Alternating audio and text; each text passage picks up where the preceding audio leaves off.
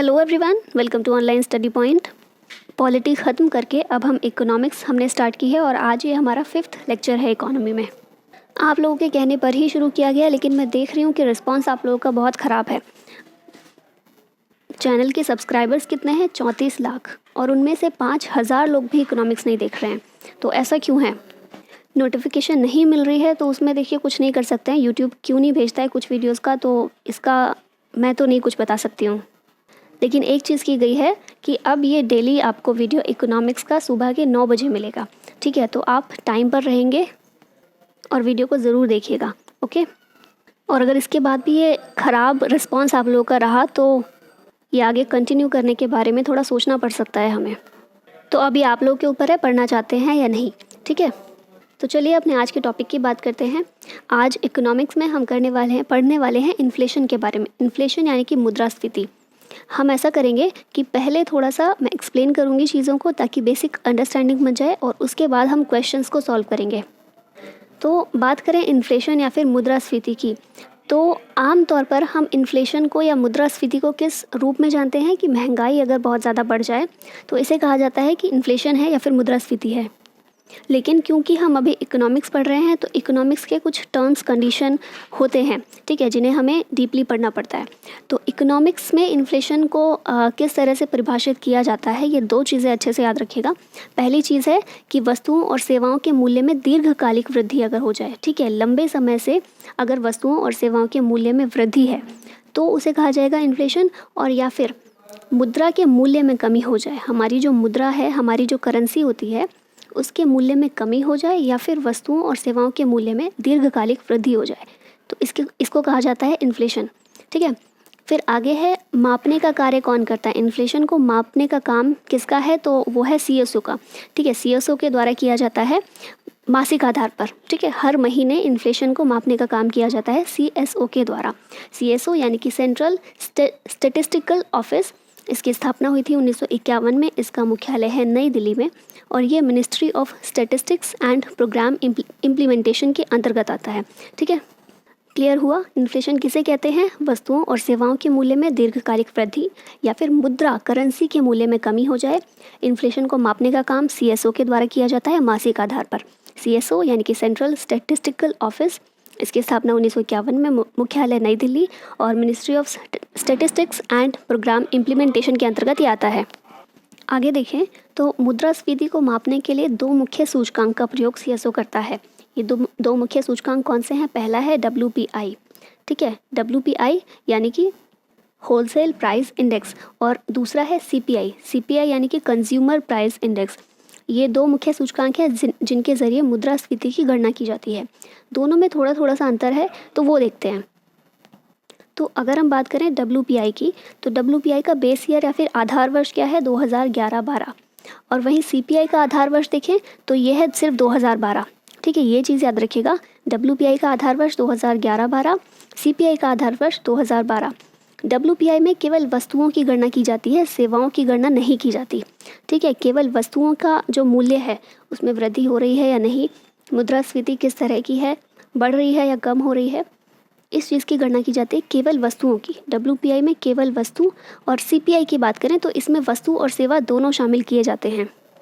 अगर हम WPI की आगे बात करें, WPI को हिंदी में बोलते हैं थोक मूल्य सूचकांक। ठीक है, ये याद रखिएगा। इसके आंकड़े जारी करने का काम कौन करता है? तो ये DPIIT। इसकी फुल फॉर्म क्या है? Department for promotion of industry and internal trade. ठीक है, पहले ये डिप के रूप में जाना जाता था, DIPP। ठीक है, तो अभी इसका 2019 में ही नाम चेंज किया गया, इसलिए ये भी याद रखिएगा। पहले इसे DIIP के रूप में जाना जाता था, 2019 में इसका नाम चेंज करके DPIIT कर दिया गया, और ये मिनिस्ट्री ऑफ कॉमर्स के अंतर्गत आता है। ठीक है, तो WPI जो है थोक मूल्य सूचकांक जो है, इसके आंकड़े CSO नहीं जारी करता, इसके आंकड़े DPIIT जारी करता है। फिर बात करें CPI की, CPI यानी कि उपभोक्ता मूल्य सूचकांक, इसके आंकड़े जारी करने का काम CSO ही करता है। फिर आगे देखें तो कितनी वस्तुएं शामिल हैं। हमने देखा ना, WPI में सिर्फ वस्तुओं की ही गणना की जाती है, वस्तुओं के मूल्यों की गणना की जाती है। तो इसमें कुल 697 वस्तुएं शामिल हैं। इनमें से कौन कौन सी वस्तुएं हैं? विनिर्मित उत्पाद हैं, प्राथमिक वस्तुएं हैं और ईंधन है। ठीक है, ये तीन कैटेगरी में इन वस्तुओं को डिवाइड किया गया है, बांटा गया है। फिर CPI यानी कि उपभोक्ता मूल्य सूचकांक, इसके लिए एक इम्पॉर्टेंट चीज़ याद रखिएगा कि इसके अंतर्गत 3 और सूचकांक भी जारी किए जाते हैं। वो कौन कौन से हैं? CPI IW, IW का मतलब यहाँ का है इंडस्ट्रियल वर्कर, ठीक है। फिर है CPI AL, AL मतलब एग्रीकल्चरल लेबर, और CPI RL, RL मतलब रूरल लेबर, ग्रामीण स्तर पर जो लेबर होते हैं उनके लिए। तो CPI के अंदर ये 3 अन्य सूचकांक हैं और इन्हें श्रम ब्यूरो जारी करता है। इसके जो ये तीनों सूचकांक हैं इनके आंकड़े श्रम ब्यूरो के द्वारा जारी किए जाते हैं, ठीक है। तो समझ में आया, 2 मुख्य सूचकांक CSO के द्वारा जारी किए जाते हैं मुद्रास्फीति को मापने के लिए। कौन कौन से हैं? WPI और CPI। WPI का बेस ईयर क्या है? 2011-12। CPI का बेस ईयर 2012। WPI में केवल वस्तुओं को शामिल किया जाता है, सेवाओं को नहीं। वहीं CPI में वस्तु और सेवा दोनों को शामिल किया जाता है। WPI के आंकड़े DPIIT के जरिए जारी किए जाते हैं और CPI के CSO के द्वारा। WPI में फ़िलहाल 697 वस्तुएं शामिल हैं जिन्हें 3 कैटेगरीज में बांटा गया है। और CPI में बात करें तो CPI के अंदर 3 और सूचकांक भी जारी किए जाते हैं, CPI IW, CPI AL और CPI RL, ठीक है। और इनके आंकड़े श्रम ब्यूरो के द्वारा जारी किए जाते हैं। आगे देखें तो विभिन्न वर्गों पर प्रभाव क्या होता है। ये चीज़ें हम इसलिए देख रहे हैं, मैंने सारी चीज़ें वही सिर्फ शामिल की हैं इसमें जो एग्ज़ाम की दृष्टि से इंपॉर्टेंट हैं और क्वेश्चन इन्हीं जगहों से उठाए जाते हैं, ठीक है, हमेशा पूछे जाते हैं। तो इसलिए एक एक पॉइंट इसमें बहुत इंपॉर्टेंट है, सभी चीज़ों को रट लीजिएगा। मुद्रास्फीति का अलग अलग वर्गों पर क्या प्रभाव पड़ता है, सकारात्मक प्रभाव पड़ता है या नकारात्मक, ठीक है, क्योंकि मुद्रास्फीति से हमेशा नुकसान ही नहीं होता सबको, कई लोगों को फ़ायदा भी होता है। तो कौन कौन से वर्ग हैं जिन्हें फ़ायदा होता है और किन्हें नुकसान होता है, ये देखते हैं। तो सबसे पहले बात करें उत्पादक वर्ग की, जो उत्पादन करता है वस्तुओं का, तो उस पर सकारात्मक प्रभाव पड़ता है, ठीक है। अब देखिए मुद्रास्फीति अगर है तो उत्पादक वर्ग ने जो भी उत्पादन किया है, लागत इतनी ज़्यादा नहीं आई थी, लेकिन क्योंकि मुद्रास्फीति है, महंगाई बढ़ गई है, चीज़ों के दाम बढ़ गए हैं, तो लागत से ज़्यादा फ़ायदा हो जाता है, मुनाफा हो जाता है। तो इसीलिए उत्पादक वर्ग पर सकारात्मक प्रभाव पड़ता है, क्योंकि लाभ होता है तो लाभ के बाद और ज़्यादा उत्पादन किया जाता है, ठीक है। तो उत्पादक वर्ग को सकारात्मक प्रभाव उत्पादक वर्ग पर पड़ता है। फिर उपभोक्ता वर्ग की बात करें तो इस पर नकारात्मक प्रभाव पड़ता है। उपभोक्ता कौन? अपने आप को लीजिए, हम उपभोक्ता हैं, कंज्यूमर हैं। बाज़ार में अगर मुद्रास्फीति है, महंगाई है, चीज़ों के दाम बहुत बढ़े हुए हैं, तो हम अपनी ज़रूरतों के हिसाब से अपनी ज़रूरतों को हम सीमित कर लेते हैं, है ना। तो हम पर कैसा प्रभाव पड़ता है? नकारात्मक, क्योंकि जितने रुपयों में हम पहले ज़्यादा चीज़ें खरीद सकते थे, अब उतने में हम कम चीज़ें खरीद रहे हैं, तो इसीलिए उपभोक्ता वर्ग पर नकारात्मक। निश्चित आय वाले जो लोग होते हैं, जिनकी आय फिक्स्ड होती है, उन पर भी नकारात्मक प्रभाव पड़ता है, क्योंकि आय तो फिक्स्ड है, आय ज़्यादा नहीं हो रही है, लेकिन चीज़ों के दाम बढ़ गए हैं, महंगाई बढ़ गई है, तो फिर इन पर भी इसीलिए नकारात्मक प्रभाव पड़ता है। फिर है पेंशन भोगी, जो पेंशन जिन्हें मिलती है, उन लोगों पर भी नकारात्मक ही प्रभाव पड़ता है, क्योंकि पेंशन भी एक फिक्स्ड होती है, निश्चित होती है, और फिक्स्ड होने की वजह से पेंशन में बढ़ोतरी नहीं होती, लेकिन चीज़ों के दामों में बढ़ोतरी होती है, तो इसीलिए पेंशन भोगी पर भी नकारात्मक प्रभाव पड़ता है। फिर बात करें आयात, तो अगर हमारे देश में चीज़ें महंगी हैं और बाहर की किसी कंट्री में चीज़ें हमारे मुकाबले सस्ती हैं, क्योंकि हमारे यहाँ महंगाई बढ़ रही है, और हम अगर किसी दूसरे देश से कुछ आयात कर रहे हैं, वो चीज़ें सस्ती हैं, तो आयात क्या होगा? बढ़ेगा, है ना, क्योंकि हमारे देश की चीज़ें महंगी हैं ना, दूसरों की सस्ती हैं हमारे मुकाबले, तो हम बाहर के देशों से चीज़ें ज़्यादा खरीदेंगे, तो इसीलिए आयात बढ़ेगा। निर्यात मतलब एक्सपोर्ट में कमी आएगी, एक्सपोर्ट हम नहीं कर पाएंगे, क्योंकि दूसरे देशों की चीज़ें सस्ती हैं हमारे मुकाबले, हमारी महंगी है, महंगाई बढ़ी है, तो महंगी चीज़ें हम निर्यात करेंगे भी तो कोई देश क्यों उनको लेगा, ठीक है, तो इसीलिए निर्यात में कमी आती है। फिर है ऋणी और ऋणदाता। आप इन दोनों में फ़र्क समझिएगा। ऋणदाता कौन है? जो ऋण देता है ना, और ऋणी कौन है? जो ऋण लेता है। अब मान लीजिए ऋणदाता ने ऋणी को ऋण दिया, एक व्यक्ति ने दूसरे को ऋण दिया। अब ऋण देने के बाद क्या हुआ? महंगाई बढ़ गई, तो इस टाइम पर क्या होगा कि महंगाई तो बढ़ गई है, ऋणी ने ऋण लिया है तो उसे ब्याज भी कुछ देना है, लेकिन ब्याज तो वही वो देगा ना जो फिक्स किया हुआ है, महंगाई बढ़ने से ब्याज थोड़ी ना बढ़ जाएगा, तो इसीलिए ऋणदाता को यहाँ पर हानि हो जाती है और ऋणी जो होता है उसे लाभ हो जाता है, ठीक है। फिर आगे देनदार और लेनदार, ये भी इन्हीं से जुड़े हुए हैं। कैसे? देनदार कौन होता है? जो ब्याज देता है ना, तो ब्याज कौन देगा? ऋणी ब्याज किसे देगा? ऋणदाता को। अब ब्याज पहले वाला ही देगा, महंगाई बढ़ गई लेकिन ब्याज तो जो पहले से फिक्स किया हुआ है वही देगा, तो यहाँ पर लाभ में कौन रहा? देनदार, जिसे ब्याज देना है उसे लाभ होगा, और लेनदार जो ब्याज लेने वाला है उसको हानि हो जाएगी। फिर देखिए बॉन्ड धारक और डिबेंचर धारक को। जो बॉन्ड खरीदते हैं या डिबेंचर खरीदते हैं, महंगाई बढ़ने से या मुद्रास्फीति की स्थिति आने से इन्हें हानि होती है। फिर सरकारी खर्च, इसमें वृद्धि हो जाती है। अगर मुद्रास्फीति बढ़ती है, मुद्रास्फीति की स्थिति होती है तो सरकारी खर्च बढ़ जाता है। रोज़गार में भी वृद्धि होती है क्योंकि मुद्रास्फीति बढ़ी तो हमने देखा था उत्पादक वर्ग पर कैसा प्रभाव पड़ता है, सकारात्मक, है ना। सरकारी खर्च भी बढ़ जाता है। तो जब उत्पादक वर्ग पर सकारात्मक प्रभाव पड़ रहा है तो उत्पादक वर्ग क्या करेगा, और ज़्यादा उत्पादन करेगा। उत्पादन ज़्यादा होगा तो इस हिसाब से रोज़गार भी बढ़ता है, ठीक है। और फिर कर राजस्व जो होता है, कर राजस्व में भी वृद्धि होती है। तो आई होप ये चीज़ें समझ में आई होंगी। अच्छे से इनको याद कर लीजिएगा क्योंकि इससे क्वेश्चन बन ही जाता है कि कौन से वर्ग पर, मतलब वर्ग का नाम पूछ लिया जाता है कि इनमें से कौन से वर्ग पर सकारात्मक प्रभाव पड़ता है या इस वर्ग पर कैसा प्रभाव पड़ता है। ठीक है, आगे चलते हैं। अब बात करें मुद्रास्फीति, इन्फ्लेशन और इसके अलावा इसी के उलट एक शब्द होता है डिफ्लेशन या फिर अवस्फीति। ठीक है, मुद्रास्फीति और अवस्फीति दोनों एक दूसरे के उल्टी सिचुएशन है।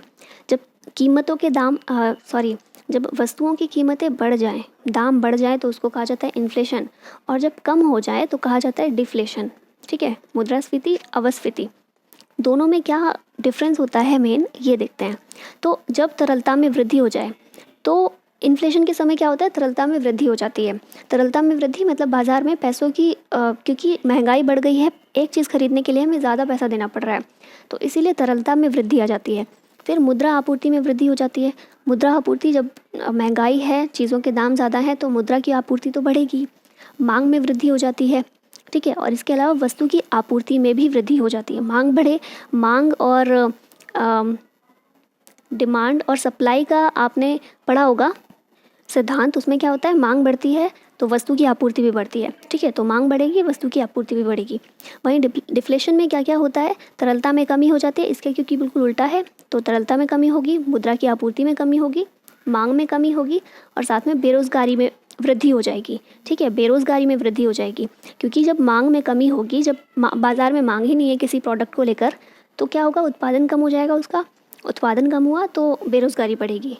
ठीक है, अब आगे एक बहुत इम्पॉर्टेंट पॉइंट है इन्फ्लेशन के अंदर कि इन्फ्लेशन को कंट्रोल किस तरह से किया जाता है, कौन सी नीतियों के ज़रिए। तो दो प्रकार की नीतियाँ होती हैं जिनके ज़रिए इन्फ्लेशन को कंट्रोल किया जाता है। कौन कौन सी हैं? पहली है मौद्रिक नीति या फिर मॉनेटरी पॉलिसी, जो RBI के द्वारा अपनाई जाती है, और दूसरी होती है राजकोषीय नीति या फिर फिस्कल पॉलिसी, जिसे सरकार के द्वारा अपनाया जाता है। तो RBI जो हमारे देश का केंद्रीय बैंक है और सरकार दोनों ही मुद्रास्फीति को कंट्रोल करने की कोशिश करते हैं। और मुद्रास्फीति ऐसा नहीं हो सकता और ऐसा अच्छा भी नहीं होता कि मुद्रास्फीति बिल्कुल ज़ीरो रहे। आप अगर इकोनॉमिक्स के करंट अफेयर्स देखते रहते होंगे तो आपने देखा होगा RBI जो अपना लक्ष्य लेकर चलता है इन्फ्लेशन के लिए, वो कितना 2 +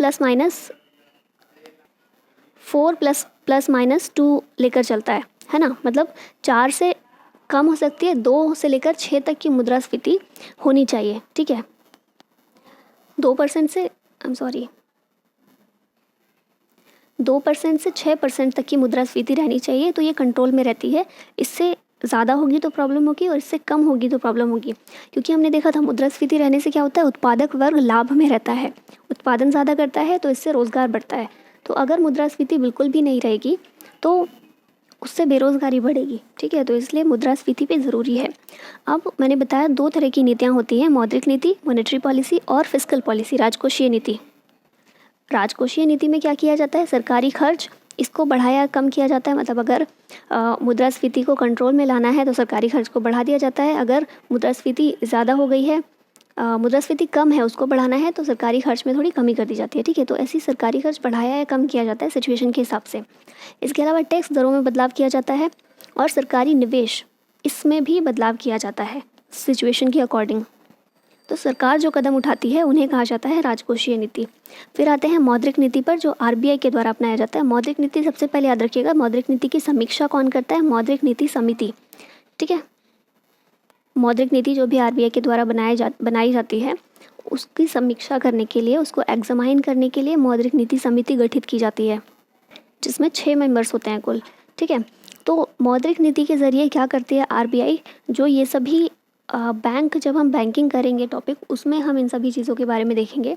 तो ये जो बैंक रेट होता है, CRR, SLR, repo rate, reverse repo rate, इन सभी को कम करके या फिर इनमें वृद्धि करके मुद्रास्फीति नियंत्रण करने का प्रयास किया जाता है। ठीक है।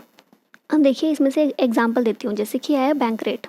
तो बैंक रेट से कैसे मुद्रास्फीति कंट्रोल में आएगी? बैंक रेट बोलते किसे हैं? सबसे पहले देखें तो बैंक रेट होता है वो रेट होता है जिस पर आरबीआई अपने ग्राहकों को ऋण देती है।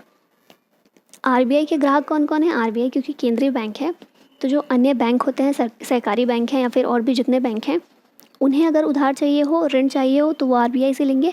इसके अलावा सरकार को अगर ऋण चाहिए होता है तो वो भी आरबीआई से लेती है। तो इन सभी को ग्राहक कहा जाता है, आरबीआई के ग्राहक। ठीक है। तो आरबीआई अगर सोचिए बैंक रेट है, आरबीआई ने बैंक रेट बढ़ा दिया, तो वो बैंक रेट बढ़ाने से क्या होगा? जो भी ग्राहक हैं आरबीआई के, उन्हें लोन लेना अब थोड़ा महंगा पड़ेगा, है ना, क्योंकि जो इंटरेस्ट रेट है वो बढ़ गया। आरबीआई जो इंटरेस्ट लेगी, ज़्यादा इंटरेस्ट लेगी। तो आप अपनी तरफ से सोचिए कि अगर लोन लेना थोड़ा महंगा पड़ रहा है तो हम या तो लोन लेंगे ही नहीं, या फिर लेंगे तो कम लोन लेंगे। ठीक है, जितना हम अगर ब्याज कम होता तो हम थोड़ा ज़्यादा लोन ले सकते थे, लेकिन क्योंकि ब्याज ज़्यादा है तो हम लोन थोड़ा कम लेंगे।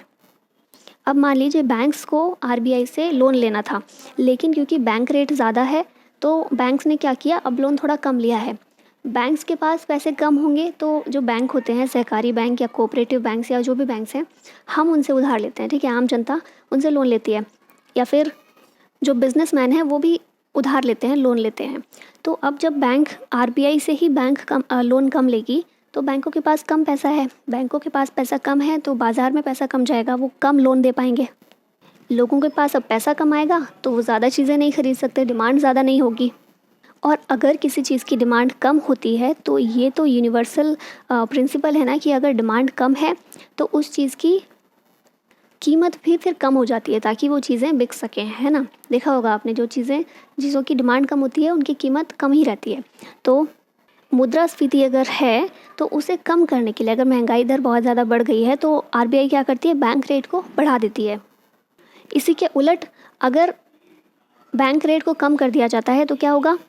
बैंक्स के पास, सरकार के पास, कोऑपरेटिव बैंक्स के पास ज़्यादा पैसा जाएगा। ज़्यादा पैसा वो लोग लोन ले सकेंगे तो आम लोगों को ज़्यादा लोन दे सकेंगे। लोगों के पास ज़्यादा पैसा होगा तो क्या करेंगे? ज़्यादा चीज़ें खरीदेंगे। ज़्यादा चीज़ें खरीदेंगे तो मांग बढ़ेगी तो मांग के साथ डिमांड भी बढ़ेगी, लेकिन साथ में कीमत भी बढ़ेगी, है ना। तो इसी तरह से सिचुएशन को कंट्रोल करने का काम किया जाता है। ये सभी रेट्स जो होते हैं, बैंक रेट है, रिवर्स रेपो रेट, फ़िलहाल बैंक रेट की बात करूं तो ये लगभग 5.4% के आसपास है। ठीक है, या हो सकता है इसको थोड़ा कम भी किया गया हो, क्योंकि अभी जो सिचुएशन है हमारी इकोनॉमी की, उसको ठीक करने के, तो एक बार कंफर्म कर लीजिएगा। तो ये था इन्फ्लेशन के बारे में सारे इंपॉर्टेंट पॉइंट्स। इनको अच्छे से कहीं पर लिख लीजिएगा या फिर अच्छे से रिवाइज़ कर लीजिएगा। अभी हम शुरुआत करते हैं क्वेश्चंस की। तो पहला प्रश्न जो हमारे सामने है, मुद्रास्फीति वह अवस्था है जिसमें, मुद्रास्फीति में क्या होता है?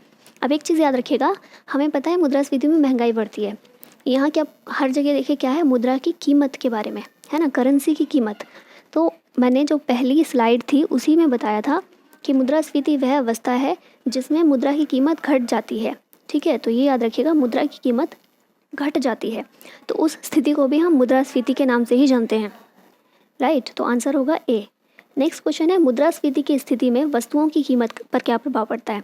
तो यहाँ डेफिनेशन में जो 2 पॉइंट थे, दूसरे पॉइंट के बारे में पूछा गया कि वस्तुओं की कीमत पर क्या प्रभाव पड़ता है, तो कीमतें बढ़ जाती हैं। ठीक है, मुद्रा की जो कीमत होती है वो कम हो जाती है, वस्तुओं की कीमत बढ़ जाती है। अगला प्रश्न है, जब अर्थव्यवस्था में मुद्रास्फीति अधिक होती है तो अर्थव्यवस्था में मुद्रा की पूर्ति पर क्या प्रभाव पड़ता है? अगर मुद्रास्फीति ज़्यादा है, मैंने बताया था ना सब क्या प्रभाव होते हैं मुद्रास्फीति और अपस्फीति दोनों में, तो मुद्रा की पूर्ति पर क्या प्रभाव पड़ता है? मुद्रा की पूर्ति बढ़ती है, घटती है, कोई फ़र्क नहीं पड़ता, या फिर इनमें से कुछ भी नहीं होगा। तो हमने देखा था जब भी मुद्रास्फीति अधिक होगी तो मुद्रा की पूर्ति बढ़ जाती है। ठीक है, मुद्रास्फीति ज़्यादा है, चीज़ों की कीमतें ज़्यादा हैं, हम खरीदेंगे तो मार्केट में पैसा ज़्यादा जाएगा, है ना, तो मुद्रा की पूर्ति बढ़ जाती है।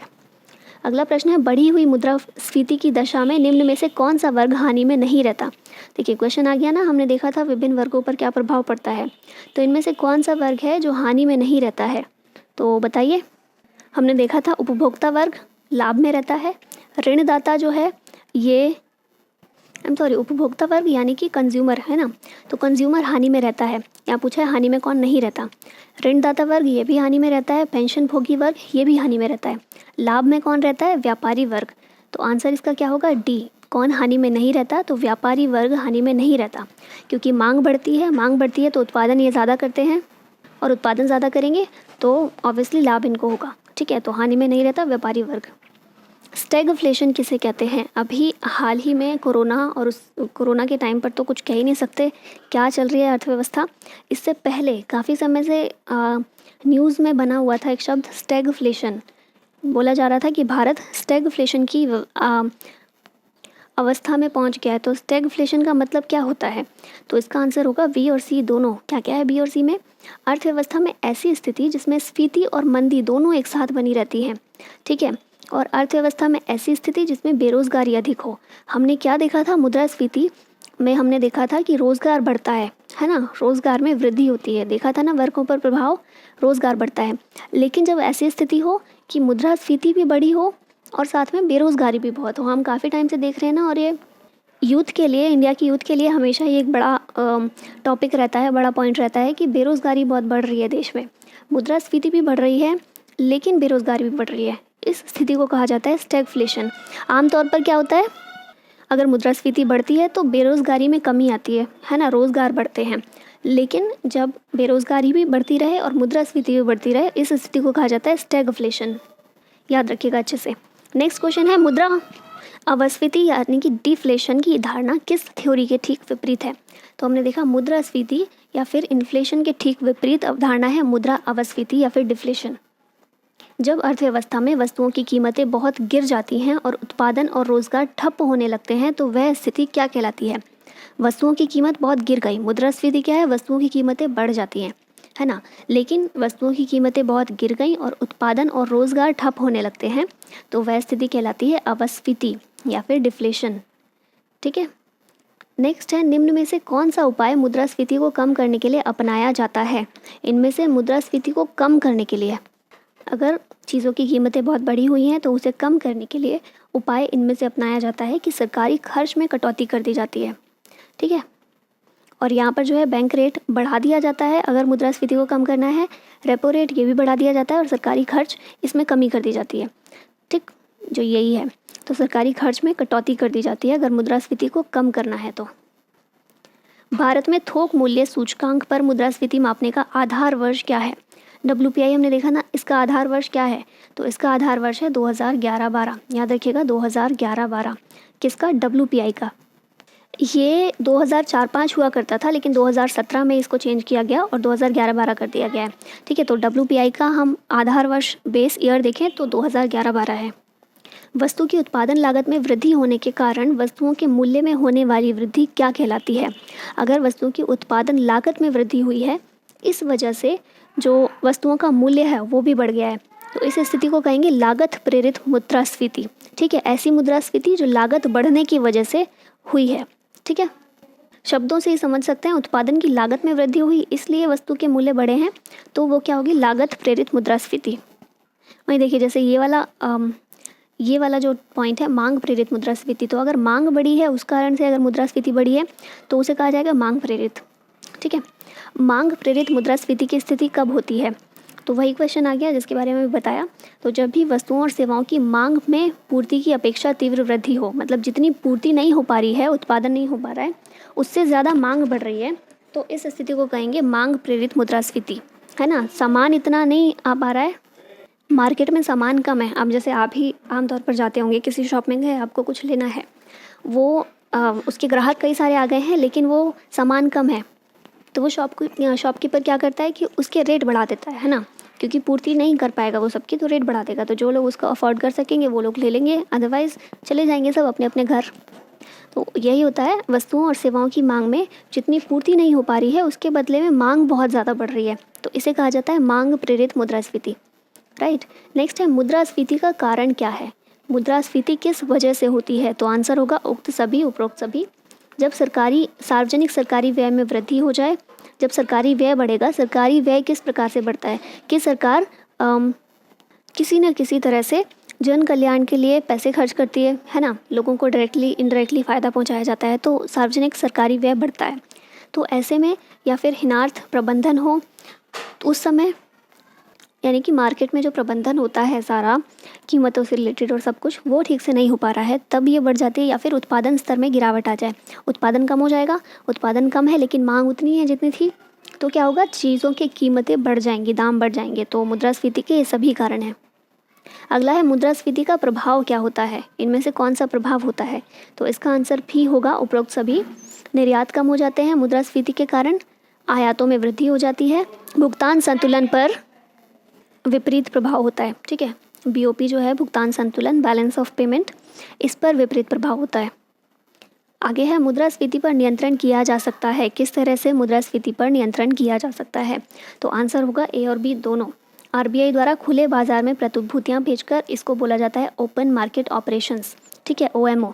तो खुले बाजार में प्रतिभूतियां बेचकर, प्रतिभूतियां अगर आरबीआई बेचेगी तो क्या होगा, आरबीआई ने कुछ चीज़ बेची तो उसके बदले आरबीआई को पैसा मिलेगा।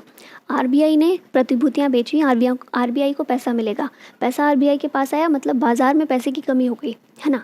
और मुद्रास्फीति कब बढ़ती है, बाज़ार में पैसे की बहुत ज़्यादा वृद्धि हो जाती है ना, पैसे बढ़ जाते हैं, जो पैसे की पूर्ति है वो बढ़ जाती है बाज़ार में, तो उसी पूर्ति को कम करना पड़ता है ना। तो क्या करेगी आरबीआई, खुले बाज़ार में प्रतिभूतियों को बेच देती है, जिसे ओपन मार्केट ऑपरेशन बोलते हैं।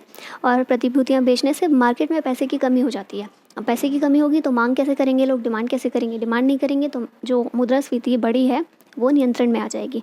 और इसके अलावा बैंक दर में वृद्धि कर दी जाती है, तो इससे भी मुद्रास्फीति पर नियंत्रण किया जा सकता है। ठीक है, ये जो है डी, ये गलत होगा। केंद्रीय बैंक द्वारा खुले बाजार से प्रतिभूतियां खरीद कर नहीं, अगर खरीदेगी केंद्रीय बैंक, आरबीआई अगर खरीदती है तो खरीदने में क्या होगा, बैंक को पैसे देने पड़ेंगे। अब बैंक पैसे देती है, पहले से ही पैसे बहुत है मार्केट में, तो उनको खींचना है ना बैंक को।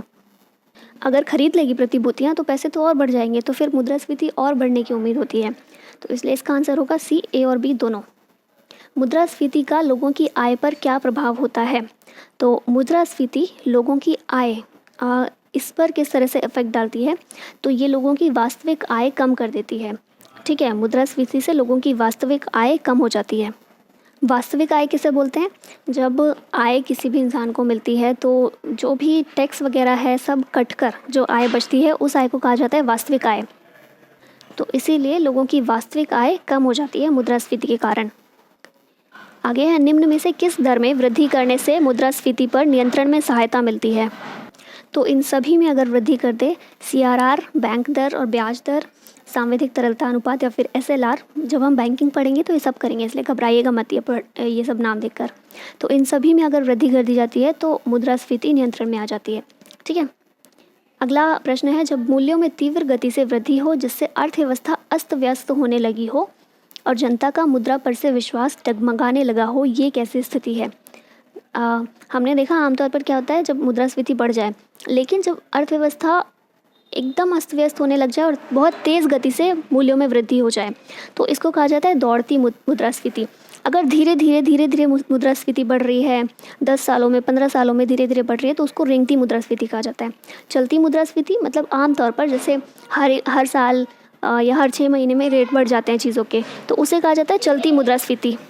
ठीक है, लेकिन एकदम तेज़ गति से वृद्धि हो जाए तो इसे कहा जाता है दौड़ती मुद्रास्फीति, जिसमें हर साल 20%, कभी 100%, कभी 200% चीज़ों के दाम बढ़ जाएं, तो ऐसी मुद्रास्फीति होती है दौड़ती मुद्रास्फीति। नेक्स्ट है, शीर्ष या फिर हेडलाइन मुद्रास्फीति को कैसे मापा जाता है। तो हेडलाइन मुद्रास्फीति, इसको मापा जाता है थोक मूल्य सूचकांक के संदर्भ में। ठीक है, थोक मूल्य सूचकांक WPI हेडलाइन मुद्रास्फीति नापने का तरीका है। यदि देश में एक वस्तु जैसे प्याज के भाव अत्यधिक हो रहे हों तो उन्हें नियंत्रित करने हेतु निम्न में से कौन सा उपाय कारगर होगा। मतलब कोई भी एक वस्तु, यहाँ सभी वस्तुओं की बात नहीं की जा रही है, अधिकतर वस्तुओं की बात नहीं की जा रही, सिर्फ एक वस्तु की बात की जा रही है। मान लीजिए जैसे प्याज एग्जाम्पल दिया हुआ है कि कोई एक ही वस्तु के दाम बहुत ज़्यादा बढ़ जाएँ तो उसे नियंत्रित करने के लिए क्या उपाय किए जाते हैं। तो ये सभी उपाय किए जाते हैं। क्या क्या हैं, रिजर्व बैंक की चयनात्मक साख नियंत्रण पद्धति। ठीक है, चयनात्मक साख नियंत्रण पद्धति मतलब चयन करके साख नियंत्रण पद्धति अपनाई जाती है। सरकार द्वारा अधिकतम भंडारण सीमा निर्धारित करना। अगर मान लीजिए कोई चीज़ के दाम बढ़ रहे हैं मार्केट में, तो सरकार क्या करेगी, भंडारण सीमा निर्धारित कर देगी कि हम इतना ही भंडारण करके रखेंगे, स्टॉक करके रखेंगे चीज़ों का, और बाकी नहीं किया जाएगा। और या फिर प्याज के आयात पर शुल्कों को कम किया जाए, जो प्याज दूसरे देशों से आयात की जा रही है उसमें शुल्क को कम किया जाए या फिर शून्य किया जाए, और निर्यात पर शुल्क को बढ़ाया जाए। क्योंकि अब ये सोचिए, थोड़ा नॉर्मल लाइफ से इसको कनेक्ट करने की कोशिश कीजिए। प्याज के दाम बढ़ रहे हैं तो इसका मतलब क्या है कि प्याज की जो पूर्ति है वो कम है ना। जब मांग बहुत ज़्यादा हो लेकिन पूर्ति ना हो पाए, मान लीजिए प्याज की जो उत्पादन होता है देश में वो काफ़ी कम हुआ है, तो इस वजह से पूर्ति नहीं हो पा रही है, तो इसीलिए प्याज के दाम बहुत बढ़ गए। तो अब कोशिश क्या की जाएगी कि वो पूर्ति बढ़ाई जाए। पूर्ति बढ़ाने के लिए क्या किया जाएगा, क्योंकि देश में तो है नहीं, अगर निर्यात हम ज़्यादा से ज़्यादा करेंगे, मान लो निर्यात पर जो शुल्क है, जो टैक्स लगता है निर्यात करने पर वो कम है, तो लोग क्या काला बाजारी करते हैं या फिर ये करते हैं कि हमें मुनाफा कमाना है। व्यापारी का तो काम ही है ना मुनाफा कमाना। तो क्या करेंगे, देश में पूर्ति हो रही है या नहीं हो रही उसका किसी को मतलब नहीं, लेकिन बाहर हम बेचेंगे क्योंकि हमें मुनाफा कमाना है, फ़ायदा कमाना है। तो निर्यात बढ़ेगा, निर्यात बढ़ेगा तो क्या होगा, पहले से ही कमी है और कमी हो जाएगी तो रेट और बढ़ेंगे। ठीक है, तो फिर ये किया जाएगा कि निर्यात पर शुल्क को बढ़ा दिया जाए या फिर आयात पर शुल्क को कम कर दिया जाए, क्योंकि देश में कम है, बाहर से आएगा तो पूर्ति हो पाएगी। और बाहर से इसी शर्त पर ज़्यादा आएगा कि हमने जो टैक्स है लेना है आयात पर, वो हमने काफ़ी कम कर दिया है या फिर शून्य कर दिया है। क्योंकि आयात पर अगर शुल्क को नहीं लेंगे या कम कर देंगे तो फिर ज़्यादा से ज़्यादा आयात होगा। ठीक है, या फिर सरकार द्वारा अधिकतम भंडारण सीमा का निर्धारण। अब क्या होता है ना, सरकार कई बार जो स्टॉक करके सरकार रखती है तो कई बार स्टॉक ज़्यादा हो जाता है ना, तो मार्केट में जो बाज़ार में जो रहना चाहिए वो माल वो कम हो जाता है। तो सरकार क्या करती है, भंडारण सीमा जो स्टॉक की लिमिट होती है उसको डिफ़ाइन कर देते हैं कि हम इससे ज़्यादा स्टॉक नहीं करेंगे, बाकी आप बेचो, इतना ही हम स्टॉक करेंगे ताकि इमरजेंसी में काम आए, बाकी जितना बचता है वो आप बेचो। तो अब क्या हुआ, बाज़ार में पूर्ति थोड़ी फिर से बढ़ जाएगी, है ना। तो प्याज के जो दाम बहुत ज़्यादा हो रहे थे उनको थोड़ा कंट्रोल किया जाएगा। तो ये है, जब किसी एक वस्तु के दाम बहुत बढ़ रहे हों तो उनको किस तरह से कंट्रोल किया जाता है। अगला प्रश्न है, फिलिप्स वक्र किससे संबंधित है। फिलिप्स वक्र या फिर फिलिप्स कर्व, ये किससे संबंधित है, तो याद रखिएगा बहुत इंपॉर्टेंट है, मुद्रास्फीति और बेरोज़गारी से संबंधित है। ठीक है, मतलब एक ग्राफ में हम ज़्यादातर इकोनॉमिक्स में चीज़ों को दर्शाते हैं ना, तो मान लीजिए यहाँ पर बेरोज़गारी को लिया हमने, ठीक है, इस जगह पर हमने एक साइड लिया अनएम्प्लॉयमेंट को, एक साइड लिया इन्फ्लेशन को। तो ये जो वक्र है, ये जो कर्व है फिलिप्स वक्र, फिलिप्स के नाम पर इस कर्व को ये नाम दिया गया फिलिप्स कर्व। ये इन दोनों के बीच में, मुद्रास्फीति और बेरोज़गारी के बीच में संबंध को बताता है। मतलब ये कहता है कि अगर मुद्रास्फीति कम होगी तो बेरोज़गारी ज़्यादा होगी। और बढ़ा देते हैं, 1 मिनट रुकिए। तो अगर मुद्रास्फीति कम होगी तो बेरोज़गारी ज़्यादा होगी, लेकिन अगर मुद्रास्फीति बढ़ेगी तो बेरोज़गारी कम होगी। ठीक है, तो ये कर्व कुछ इस तरह का होता है। ठीक है, तो इसी को कहा जाता है फिलिप्स कर्व। किससे संबंधित है, यही क्वेश्चन पूछा जा सकता है, तो याद रखिए मुद्रास्फीति और बेरोज़गारी से संबंधित है। नेक्स्ट क्वेश्चन है, मुद्रास्फीति को मापने का कार्य किसके द्वारा किया जाता है। तो हमने देखा CSO के द्वारा, सेंट्रल स्टैटिस्टिकल ऑफिस। ठीक है, CSO के द्वारा मुद्रास्फीति को मापने का कार्य किया जाता है। केंद्रीय सांख्यिकी संगठन यानी कि CSO कौन से 2 सूचकांक का प्रयोग करता है, तो A और B दोनों, थोक मूल्य सूचकांक और उपभोक्ता मूल्य सूचकांक, WPI और CPI। ठीक है, इन दोनों का इस्तेमाल करता है। थोक मूल्य सूचकांक के आंकड़े मासिक आधार पर किसके द्वारा जारी किए जाते हैं, तो हमने देखा था थोक मूल्य सूचकांक यानी कि WPI, इसके आंकड़े मासिक आधार पर DPIIT के द्वारा जारी किए जाते हैं। उपभोक्ता मूल्य सूचकांक के आंकड़े किसके द्वारा जारी किए जाते हैं, तो CPI, इसके आंकड़े CSO के द्वारा जारी किए जाते हैं। और हमारा आज का लास्ट क्वेश्चन है, थोक मूल्य सूचकांक में निम्नलिखित में से कौन सी वस्तुएं शामिल हैं। तो ये तीनों ही हैं, थोक मूल्य सूचकांक में लगभग 697 वस्तुएं फ़िलहाल शामिल हैं और ये तीनों ही हैं, 3 कैटेगरीज़ में इनको बांटा गया है, जिसमें विनिर्मित वस्तुएं, जो तैयार माल होता है, प्राथमिक वस्तुएं और ईंधन। ठीक है, तो ये थी हमारी आज की वीडियो। हो सकता है थोड़ी लंबी हो गई हो शायद, लेकिन आई होप कि आज के बाद इन्फ्लेशन में आपको कोई कन्फ्यूजन नहीं होना चाहिए, सब कुछ क्लियर हो जाना चाहिए। और प्लीज़ लाइक कर दिया कीजिए अगर पसंद आती है तो, और रिस्पांस थोड़ा अच्छा दीजिए ताकि पढ़ाने में और ज़्यादा अच्छा लगे, है ना, थोड़ा सा मोटिवेशन, इनकरेजमेंट फील हो। तो चलिए यहीं पर समाप्त करते हैं इस वीडियो को और मिलते हैं नेक्स्ट वीडियो के साथ। Thank you so much for watching this. जय हिंद।